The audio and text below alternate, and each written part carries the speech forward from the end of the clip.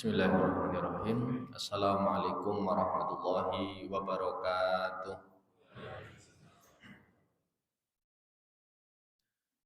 Innal hamdalillah nahmaduhu wa nasta'inuhu wa nastaghfiruh wa na'udzu billahi min syururi anfusina wa min sayyiati a'malina. May yahdihillahu fala mudilla lahu wa may yudlilhu fala hadiyalah. Asyhadu an la ilaha illallah wa asyhadu anna Muhammadan 'abduhu wa rasuluh. Qala Allah Ta'ala fil Qur'anil Karim, a'udzu billahi minasyaitonir rajim. Ya ayyuhalladzina amanu taqullaha haqqa tuqatih wa la tamutunna illa wa antum muslimun.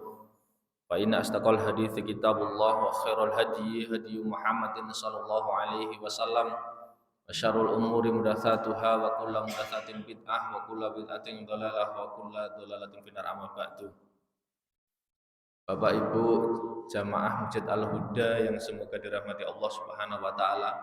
Niki sedaya jamaah Masjid Al-Huda niki. Mboten saking masjid sanes mboten nggih. Enten. Kayaknya kok masjidnya deket ya Pak ya. Sebelah sana tadi ya Pak ya. Ada masjid juga ya.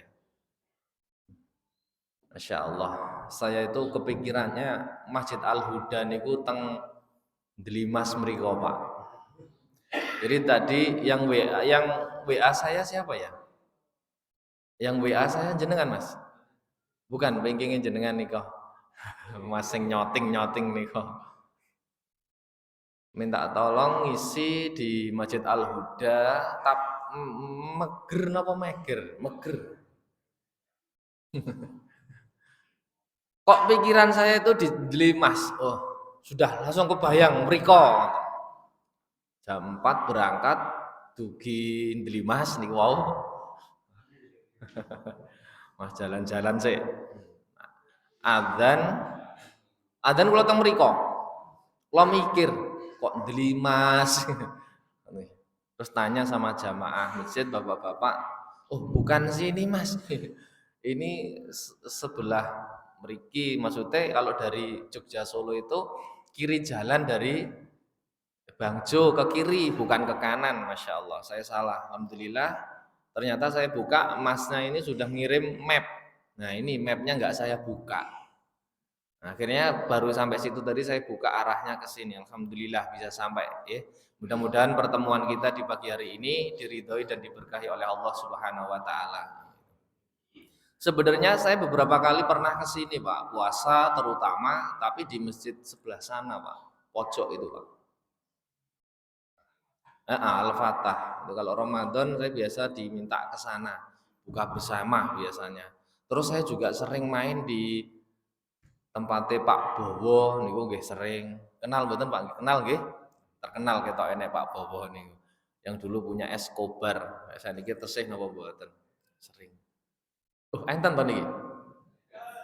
Oh, alhamdulillah.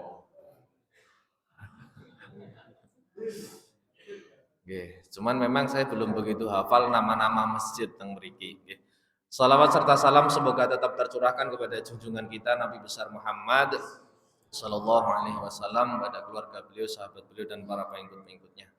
Bapak Ibu yang semoga dirahmati Allah, niki tausiah ngantos jam pinten Pak Bu? Jam 6. Berarti bisa langsung dilanjut dengan sholat suruk. Biasanya dilanjut pakai sholat boten. Insyaallah. Keutamaannya pripun Bapak Ibu? Maka eman-eman nek boten sholat. Keutamaannya seperti orang ibadah haji atau umroh. Cukup sholatnya berapa rakaat? 2. Ya. Ketika matahari sudah terbit. Kalau waktu suruk itu kan sekitar lewat pinten nggih Pak nggih? Suruknya kalau nggak salah 50-an.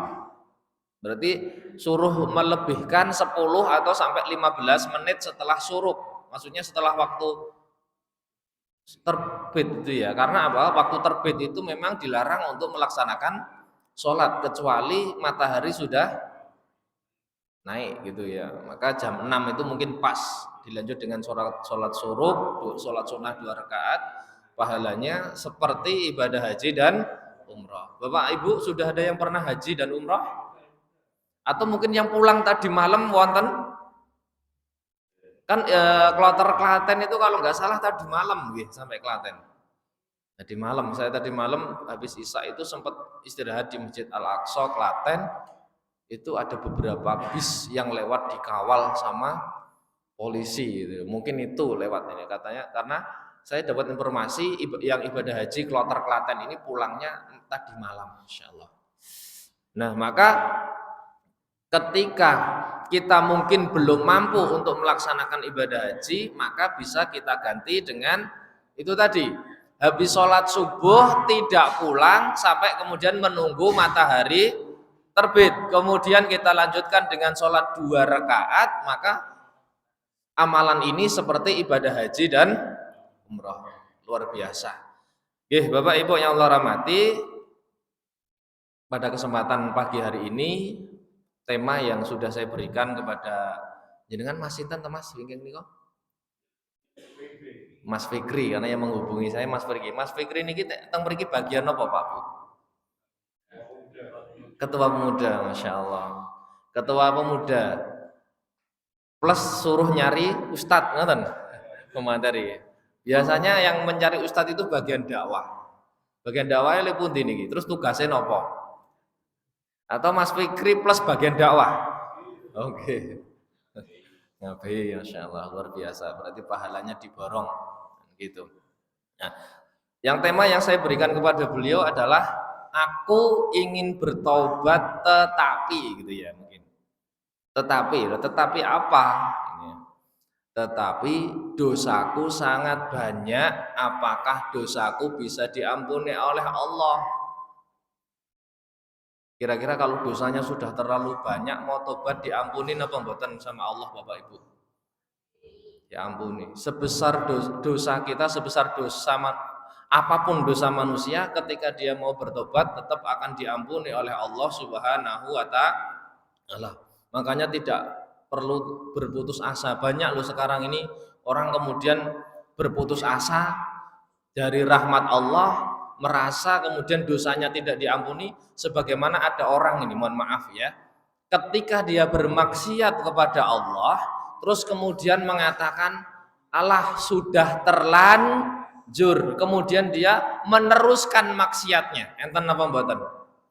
Ada, sudah terlanjur maksiat. Ini beberapa kali kasus ini orang yang pacaran, kasusnya orang pacaran, atau orang mungkin kan pacaran ini tidak harus remaja. Orang tua sing pacaran enten apa mboten Bapak Ibu? Pacaran orang tua niku pripun? Mungkin mohon maaf ya, sebagian bisa kita katakan tidak pacaran tetapi selingkuh, banyak kasus gitu loh. Ya, kemudian mengatakan Allah aku terlanjur sudah terlalu cinta sama dia, akhirnya jalan kemana-mana berdua, sudah terlanjur. Wong berbuat dosa kok terlanjur. Seharusnya kalau dia ingat, dia berhenti kemudian bertobat kepada Allah. Kalau tidak bertobat pasti hidupnya akan semakin berantakan. Pasti ini ada seorang wanita mau menikah di bulan Idul Adha ini. Ya, dia jamaah saya pengajian di rumah setiap Jumat, terus kemudian katanya mau menikah. Kok sampai sekarang nggak nikah-nikah gitu kan? Padahal itu sudah kemana-mana bareng terus sama calonnya. Terus kemudian kemarin WA saya mau konsultasi. Akhirnya karena waktu itu saya juga belum bisa menemuin, 3 atau 4 hari kemudian baru bisa, datanglah mereka ke rumah. Ternyata curhat. Mereka mengurungkan niatnya karena sang laki-laki ini, padahal sudah hubungan selama 1 tahun. Ternyata ketahuan sang laki-laki ini dia suka bermain judi. Tapi sing wanita ini nggak ngerti karena apa? Sang laki-laki itu sebenarnya keluarga orang kaya, bahkan dia punya rental mobil gitu loh. Sehingga apa? Wanita ini juga punya uang banyak. Nah, suatu ketika sang laki-laki ini transferi uang kepada wanita itu, cerita dari awal mereka. Sehingga wanita kan merasa percaya, oh ini betul-betul orang kaya. Saya hampir setiap hari ditransfer uang. Hampir beberapa hari ditransfer uang. 14 juta, kan banyak Bu. Ya. Terus kemudian dengan alasan apa nggak tahu laki-lakinya ini minta uang ganti sama wanitanya. Ya, saling memberi akhirnya dikasih. Terakhir minta 50 juta itu dalam satu malam habis. Ya Allah. Terus kemudian kan wanita ini penasaran, lah uang ini untuk apa? Ketika mencari tahu kepada keluarganya, ternyata uangnya habis untuk berjudi. Termasuk mobil-mobil rentalnya ternyata semuanya habis, Masya Allah. Kan jadi mengerikan itu wanitanya, terus kemudian kehabisan 80 juta. Yang saya apa namanya herankan itu kepada wanita itu gini, ketika dia sebenarnya sudah tahu kalau calonnya itu berjudi, tetapi ketika minta lagi dikasih, dan itu memang sudah ngomong ini untuk judi, dikasih dengan harapan apa? Harapan nanti menang bisa mengembalikan uang. Kira-kira kalau judi terus jadi menang apa mboten Bapak Ibu? Habis-habisan nggak akan menang. Sebagaimana mungkin wallahu a'lam bishawab, ya ada benarnya atau tidak. Orang Jawa itu saya pernah mendengar ini orang Jawa. Kita pernah mendengar kalau nemu uang di jalan jangan diambil, katanya gitu. Katanya ini mitos napa mboten. Kalau diambil contoh nemu 10.000, kalau kita ambil 10.000 nanti yang ada di dompet kita hilang 100.000. Katanya ngoten nggih mboten. Katanya begitu. Maka begitu ya, maksudnya termasuk riba, termasuk uang-uang dari judi itu nanti mungkin ya intinya habis. Jadi malah justru menghilangkan harta kita. Makanya akhirnya mereka tidak jadi menikah. Nah, kemarin konsultasi, masih bagusnya itu konsultasi, harus bagaimana gitu. Ya tak suruh berhenti, tobat, jenengan tobat. Jenengan kalau melakukan sesuatu yang itu sudah melanggar syariat, hidup jenengan tidak akan tenang, saya bilang. Nah, termasuk jenengan ini sudah kemana-mana berdua, ini kan juga melanggar.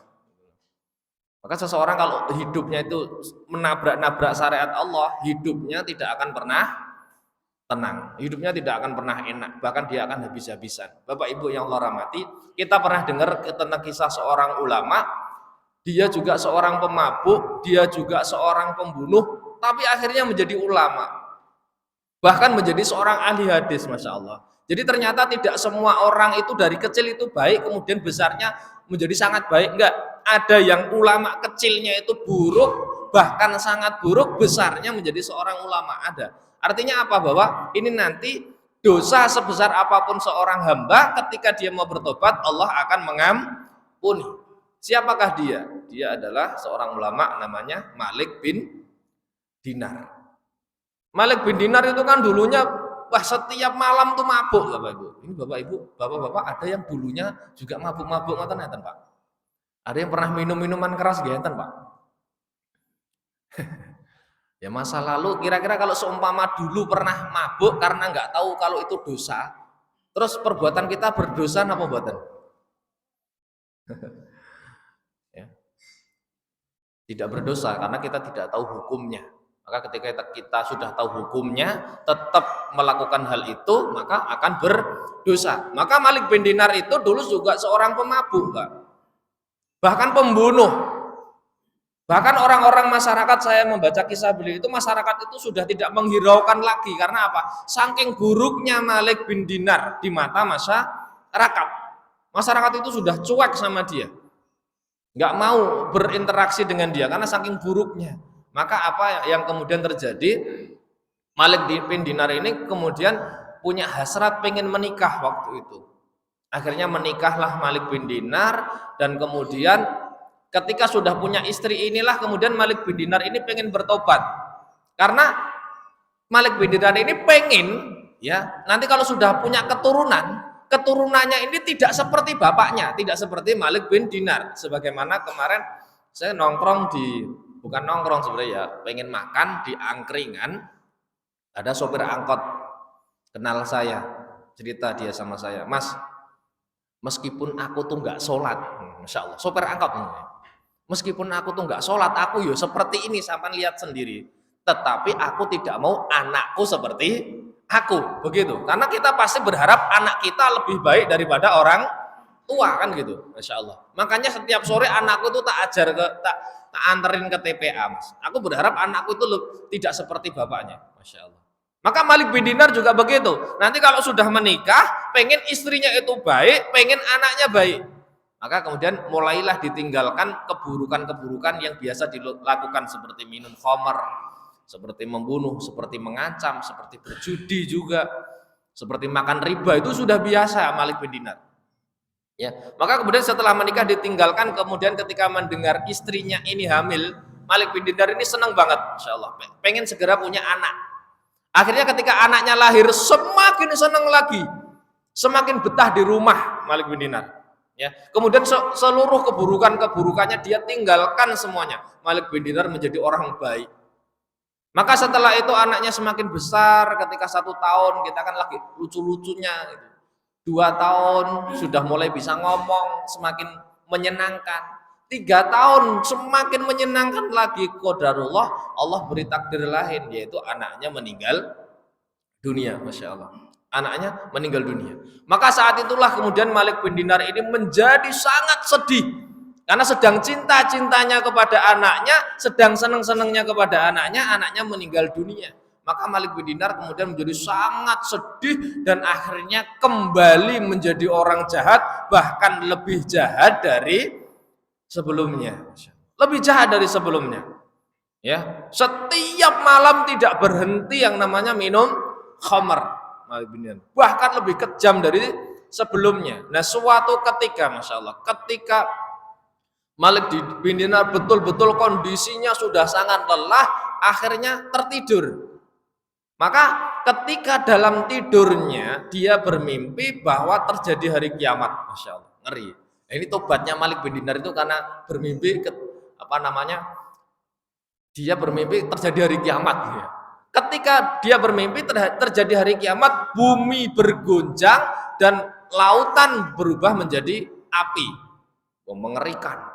Maka kemudian tiba-tiba orang-orang itu dikumpulkan berkelompok-kelompok. Beliau ketika bercerita, manusia itu dikumpulkan berkelompok-kelompok, tiba-tiba seluruh manusia itu hilang.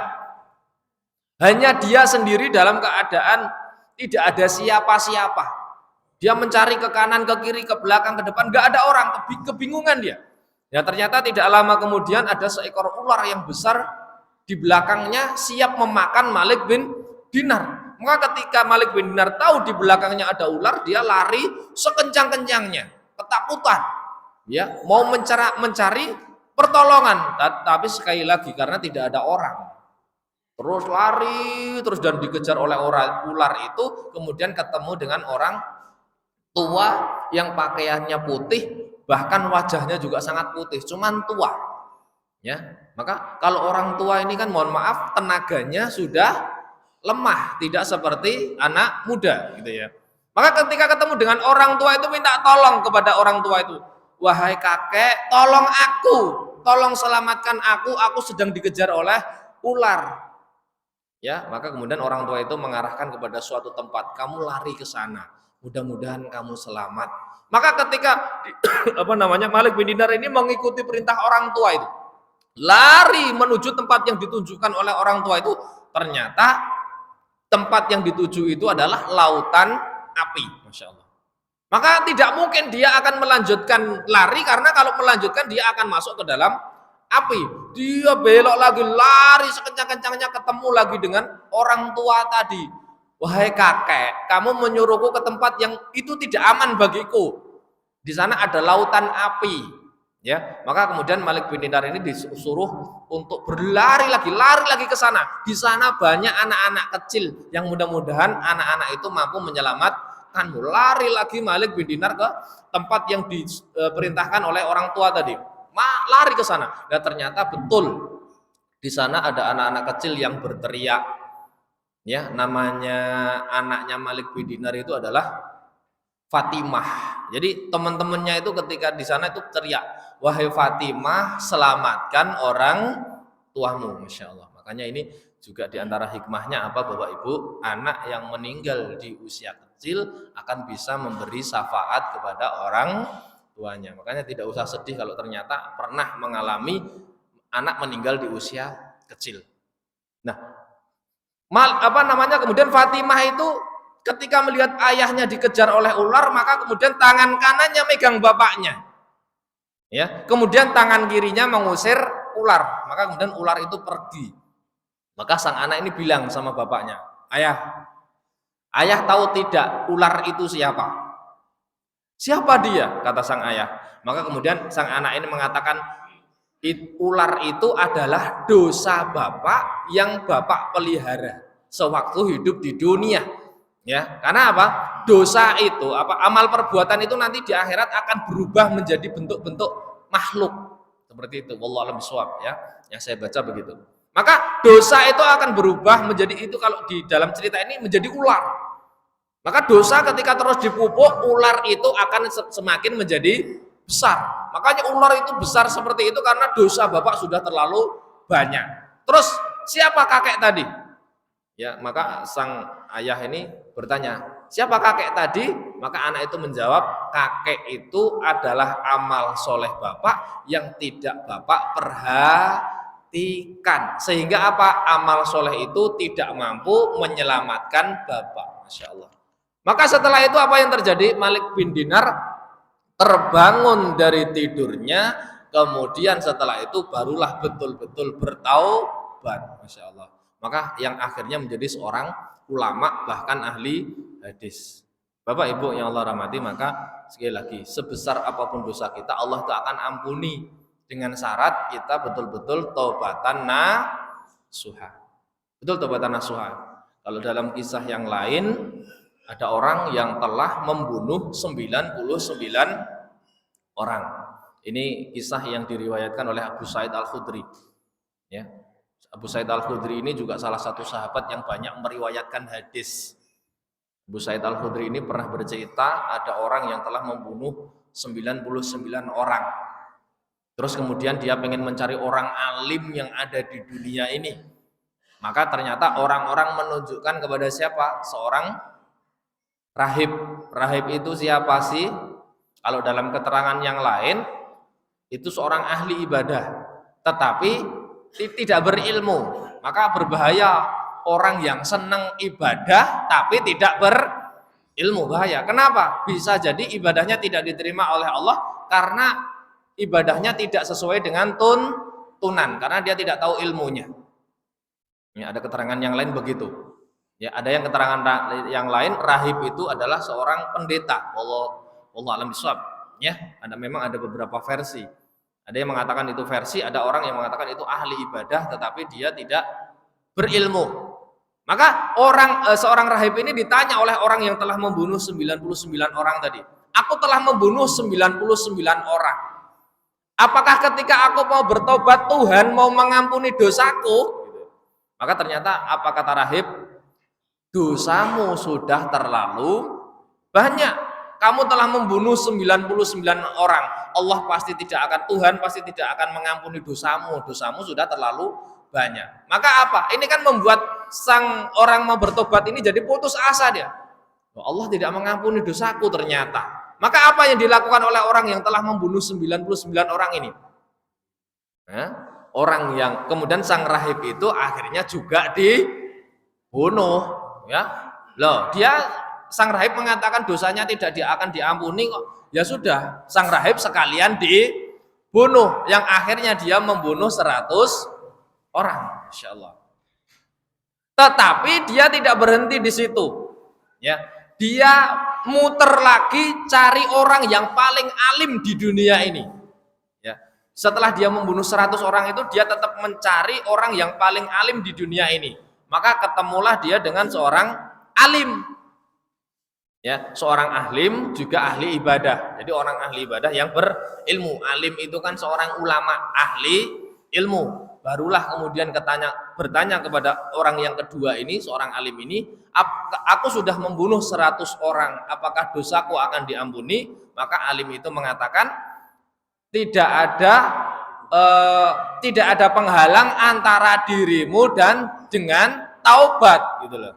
Tidak ada penghalang, artinya kalau kamu mau bertobat, Allah pasti akan mengampuni dengan catatan taubatan nasuha. Tetapi apa? Ulama tadi memberi syarat, tetapi ada syaratnya ketika kamu mau bertobat. Syaratnya apa? Syaratnya kamu harus pergi dari kampung ini. Lah aku harus kemana? Kamu pindah ke kampung itu. Lah emang di kampung itu ada apa? Ya, di kampung itu orang-orangnya menyembah Allah. Makanya Bapak Ibu yang Allah rahmati, ini bolehnya hijrah pergi dari kampung yang tidak baik menuju kampung yang lebih baik. Karena apa? Ternyata teman itu sangat pengaruh, nggih mboten? Pengaruh Bapak Ibu, nggih. Kalau teman kita baik, maka insya Allah kita akan menjadi baik. Kalau teman kita buruk, kita akan menjadi buruk. Betul itu. Mohon maaf ini Bapak Ibu, nggih. Karena saya kemarin Idul Adha itu pergi ke Lampung. Saya sebenarnya Lampung, nggih, kelahiran Lampung. Jadi orang tua masih di Lampung. Kemarin pulang ke Lampung itu sholat Jumat di masjidnya Muhammadiyah. Mohon maaf ini. Sholat Jumat di masjidnya Muhammadiyah, di masjid itu kalau nggak salah saya foto, ada fatwa Muhammadiyah. Fatwanya apa? Hukum merokok itu haram. Ini fatwa Muhammadiyah yang saya baca. Nah ini meskipun nanti ada yang mengatakan rokok itu tidak sampai haram, tetapi bahwa Muhammadiyah sudah berfatwa hukum rokok itu haram. Contoh, ya. Kita sudah berusaha untuk berhenti merokok, contoh, berusaha berhenti merokok. Tetapi ternyata di lingkungan kita sudah nggak beli rokok nih, sudah berusaha untuk memang nggak mau merokok. Tetapi ternyata ketika kumpul dengan teman-teman yang merokok, kemudian banyak rokok di situ, kira-kira lama-lama tergoda napa mboten, Pak? Tergoda, akhirnya merokok lagi, kan begitu. Makanya agama kita tergantung kepada siapa kita berteman. Kalau kita berteman dengan orang baik, insya Allah kita akan menjadi baik. Kalau berteman dengan orang buruk, ya lama-lama kita akan menjadi buruk. Nah, makanya tadi orang yang telah membunuh 100 orang itu suruh pergi. Kamu pergi dari kampung ini syaratnya. Jangan kamu tinggal di sini. Kamu harus pindah ke kampung itu. Orang-orang di sana orangnya baik-baik. Silahkan kamu belajar kepada mereka agar kamu menjadi orang yang lebih baik, gitu loh. Agar kamu menjadi orang baik. Tapi apa yang terjadi? Oke, saya akan pindah ke kampung sana. Akhirnya orang ini pergi meninggalkan kampungnya, harta bendanya ditinggalkan. Ketika dalam perjalanan apa yang terjadi? Dia meninggal dunia. Dia meninggal dunia. Orang kalau meninggal dunia, dia sudah bertobat tapi belum pernah beramal soleh, bahkan dia belum sampai kepada kampung yang akan dituju. Tobatnya diterima mboten, Pak? Masya Allah. Apa yang terjadi? Dia meninggal dunia padahal dia belum sampai kampung yang akan dia tuju. Maka kemudian turunlah malaikat azab. Mau ngapain? Mau membawa ruh orang itu. Turun lagi malaikat rahmat. Ya, malaikat rahmat juga, ini jatahku, kata malaikat rahmat. Dia sudah bertobat. Ini aku yang bawa ruhnya. Malaikat adab mengatakan tidak, ini jatahku. Kenapa? Dia memang sudah bertobat, tetapi dia belum pernah beramal soleh. Berebutlah antara malaikat rahmat dan malaikat adab. Maka kemudian dalam sebuah hadis itu datanglah malaikat yang ketiga. Ya, malaikat yang ketiga ini kemudian menjadi penengah. Oke, kalau begitu ukur saja, diukur. Dia ini lebih dekat kepada kampung yang mau dia datangi atau kampung yang lama. Kalau seumpama masih dekat kepada kampung yang lama, yang membawa adalah malaikat azab. Kalau sudah dekat kepada kampung yang akan dia datangi, kampung yang baik itu, maka nanti roh ini yang membawa adalah malaikat rahmat. Maka betul oleh mereka diukur, ternyata lebih dekat kepada kampung yang akan didatangi. Akhirnya apa? Siapa yang membawa? Yang membawa adalah malaikat rahmat. Artinya apa? Dosanya diampuni oleh Allah. Masya Allah. Bapak Ibu yang Allah rahmati, apa hikmahnya dari kisah ini? Pertama, luasnya ampunan Allah subhanahu wa ta'ala. Luas, Bu. Jadi kita tidak perlu bersedih, kita tidak perlu khawatir dosa kita tidak akan diampuni Allah. Diampuni. Karena apa? Allah itu maha luas ampunannya. Dalilnya apa? Hal ini dikuatkan oleh hadis Nabi Shallallahu Alaihi Wasallam dari Anas bin Malik menceritakan bahwa Rasulullah Shallallahu Alaihi Wasallam bersabda, Allah Taala berfirman, yang artinya ini berarti hadis qudsi, Ketika Rasul Shallallahu Alaihi Wasallam bersabda, kemudian Allah berfirman, ini berarti hadis qudsi. Wahai anak Adam, sesungguhnya jika engkau menyeru dan mengharap kepadaku, dia berdoa kepada Allah, maka pasti aku ampuni dosa-dosamu tanpa aku pedulikan lagi. Masya Allah. Ketika kita minta ampun sama Allah, kita taubatan nasuha kepada Allah, ya, maka kata Allah apa? Dosa-dosamu sudah tidak akan aku pedulikan lagi. Artinya ampunan Allah itu sangat luas. Ya. Aku tidak lagi pedulikan dosa-dosamu meskipun kamu sudah membunuh 100 orang, aku tidak peduli. Kalau kamu mau meminta ampun kepadaku, kata Allah. Wahai anak Adam, seandainya dosamu membumbung tinggi hingga ke langit. Ini karena saking banyaknya dosa ya. Seumpama dosamu itu membumbung tinggi ke langit, tentu aku akan ampuni tanpa aku pedulikan. Tetap Allah akan ampuni dan Allah tidak pedulikan lagi. Wahai anak Adam, seandainya engkau mendatangiku dengan dosa sepenuh bumi, kalau tadi sampai dosanya itu setinggi langit, ini yang berikutnya ini, kalau seumpama dosa kita sepenuh bumi, karena saking besarnya dosa kita, dalam keadaan tidak berbuat syirik, dengan syarat tidak berbuat syirik, ya. Sedikit pun padaku, berbuat syirik pun kalau dia mau bertobat nasuha tetap akan diampuni, kan begitu.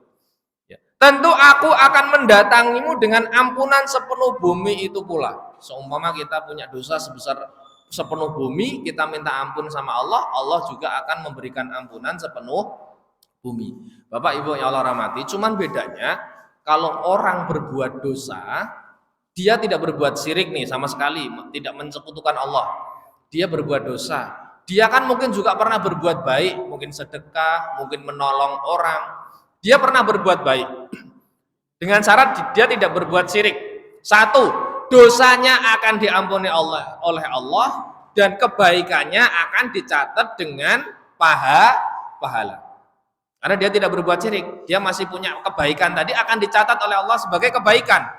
Dan dosanya akan diampuni ketika dia bertobat. Tetapi kalau sudah tercampuri dengan syirik, meskipun sebelumnya dia sudah haji seumpama, meskipun sebelumnya dia sudah umrah, gara-gara perbuatan syirik itu, maka seluruh amalannya akan terhapus. Maka kuncinya kalau kita pengen amalan kita tetap diterima, jangan berbuat syirik. Ini bahaya syirik nih ya. Ini. Maka yang pertama tadi adalah bahwa Allah itu maha luas ampunannya. Jadi kalau seumpama kita membawa dosa setinggi langit atau sebesar bumi, ketika kita meminta ampun, Allah tetap akan ampuni. Hikmah yang pertama. Hikmah yang kedua apa? Allah akan mengampuni setiap dosa meskipun dosa besar. Meskipun dosa besar tadi, meskipun membunuh itu kan termasuk dosa besar. Ya, selama dia mau bertaubat, Allah akan ampuni. Ya, Allah Subhanahu wa taala berfirman dalam Quran surat Az-Zumar ayat 53. Katakanlah hai hamba-hambaku yang melampaui batas kepada orang-orang yang suka berbuat dosa ini terhadap diri mereka sendiri. Janganlah kamu berputus asa dari rahmat Allah. Makanya termasuk nanti di hikmahnya kita tidak boleh membuat orang berputus asa, Pak. Ditanya sama orang gitu kan, apakah dosaku akan diampuni? Kita jawab enggak, karena dosamu banyak. Ini kan membuat orang putus asa, enggak boleh. Atau dengan mengatakan alah kamu ini enggak akan bisa. Ini kan membuat orang putus asa dan kita sudah mendahului kehendak Allah. Kenapa? Ya bisa jadi loh dia bisa. Kita kok mengatakan tidak bisa. Ini kan membuat orang putus asa, enggak boleh. Harusnya kita beri motivasi, ya. Harusnya kita beri motivasi. Maka kata Allah, jangan berputus asa dari rahmat Allah. Sesungguhnya Allah mengampuni dosa-dosa semuanya. Kata Allah, sesungguhnya dialah yang maha pengampun lagi maha penyayang. Quran surat Az-Zumar ayat 53. Kemudian yang ketiga, hikmah yang ketiga dalam kisah tadi, janganlah membuat seseorang berputus asa dari rahmat Allah. Tadi sudah saya katakan tidak boleh kita membuat orang itu putus asa, nggak boleh.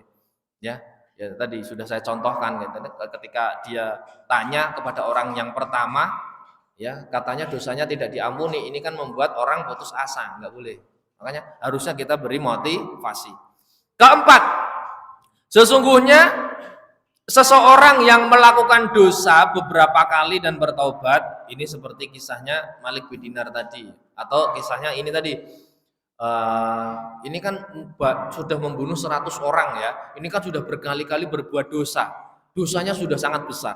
Meskipun dia beberapa kali berbuat dosa, kalau dia mau bertobat tetap akan diampuni oleh Allah. Ya. Seseorang yang melakukan dosa beberapa kali dan ia bertaubat, Allah pun akan tetap mengampuninya meskipun beberapa kali berbuat dosa gitu ya. Rasulullah Shallallahu Alaihi Wasallam bersabda yang diceritakan dari Rabb-nya Azza wa Jalla, ada seorang hamba yang berbuat dosa lalu dia mengatakan Allahumma gfirli dambi. Dia berdoa kepada Allah, ya Allah ampuni dosaku, padahal dia sebelumnya telah berbuat dosa. Ini boleh juga nanti kalau mau bertobat ditambah dengan sholat taubat, boleh. Ada syariatnya, sholat taubat 2 rakaat. Ya. Lalu Allah berfirman, hambaku telah berbuat dosa, lalu dia mengetahui bahwa dia memiliki Rabb yang mengampuni dosa. Ya Allah katakan apa? Hambaku berbuat dosa, tapi dia tahu, dia sadar bahwa ada Tuhan, bahwa ada Allah yang mengampuni dosa. Dia tahu. Dan kemudian makanya setelah itu dia minta sama Allah agar Allah mengampuni dosanya.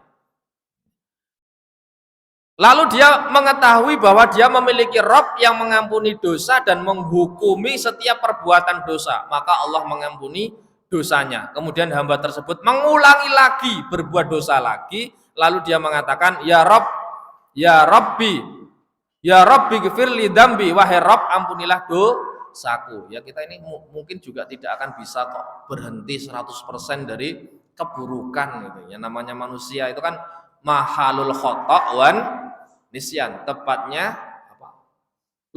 Salah dan lupa gitu.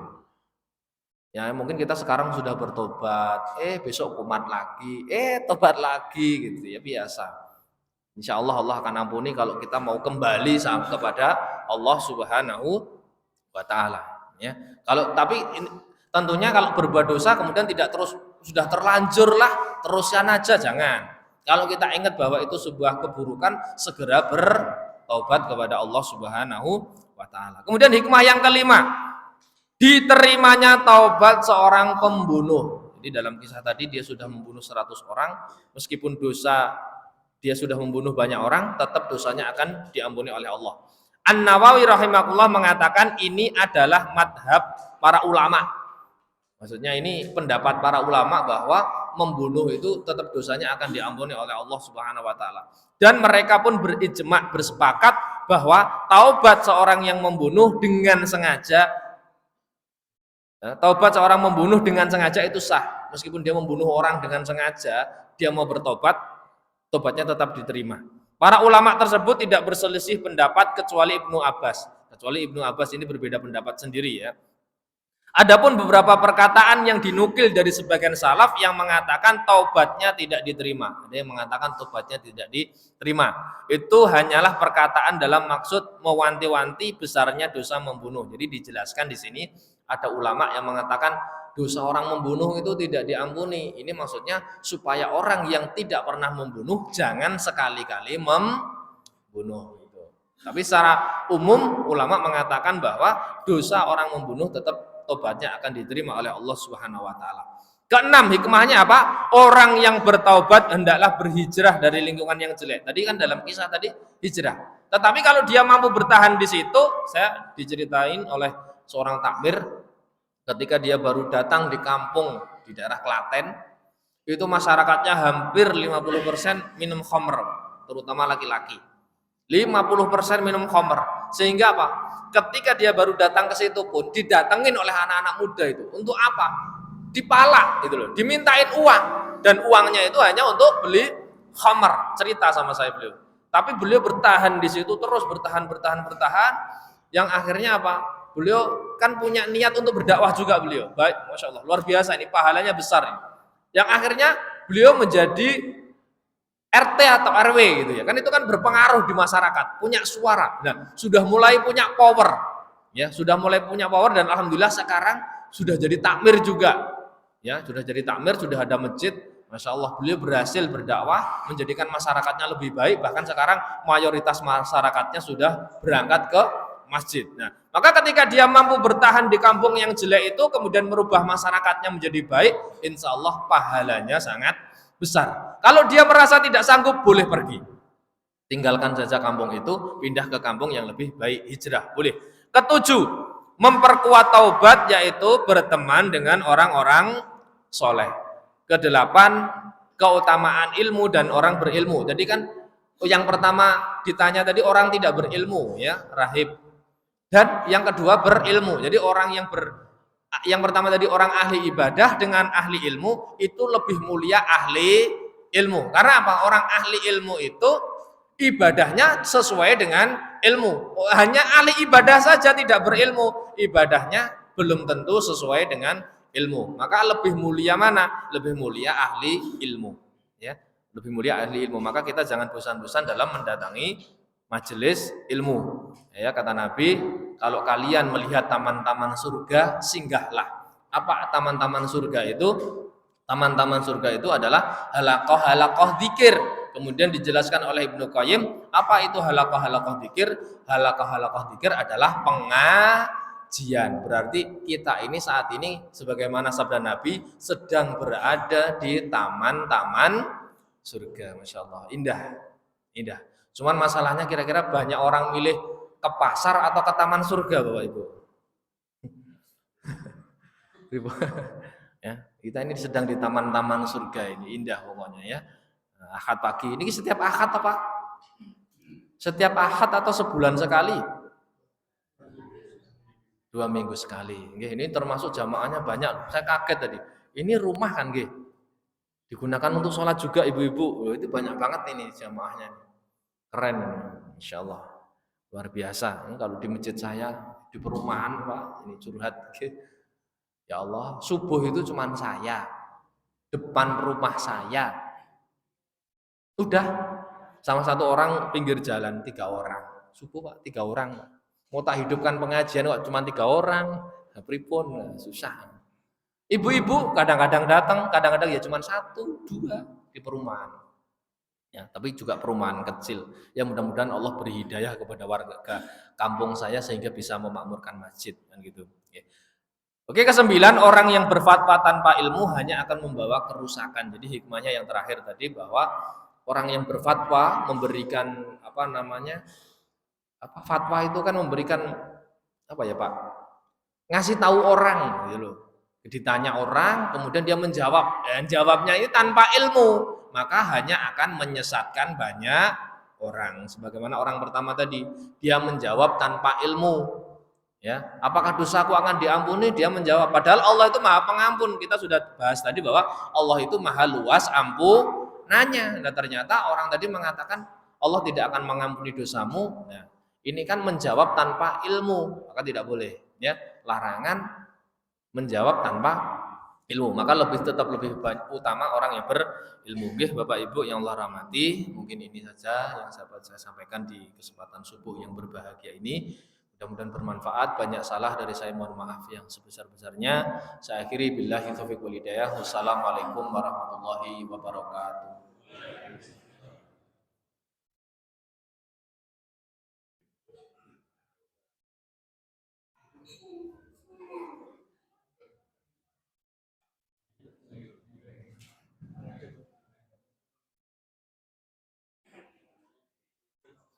Terima kasih kepada Ustaz Beda Akbar yang sudah memberikan tausiah.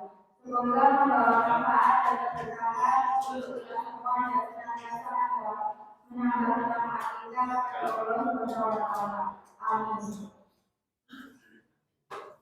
Untuk acara selanjutnya lain. Yang pertama untuk infak pada acara hari ini mendapatkan 480.500 rupiah.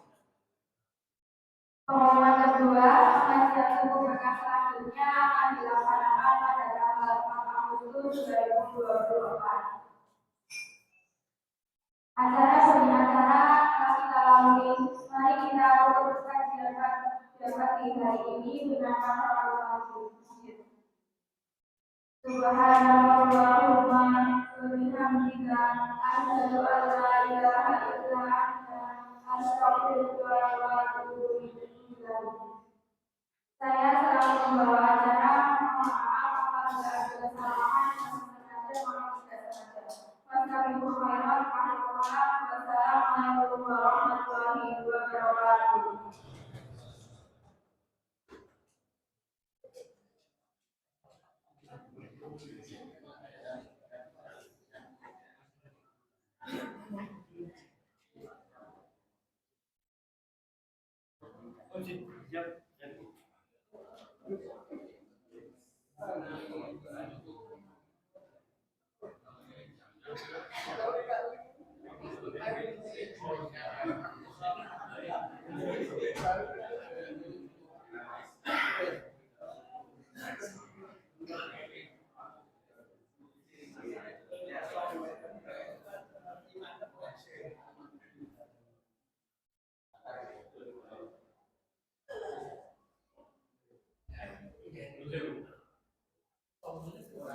Oh, dia yang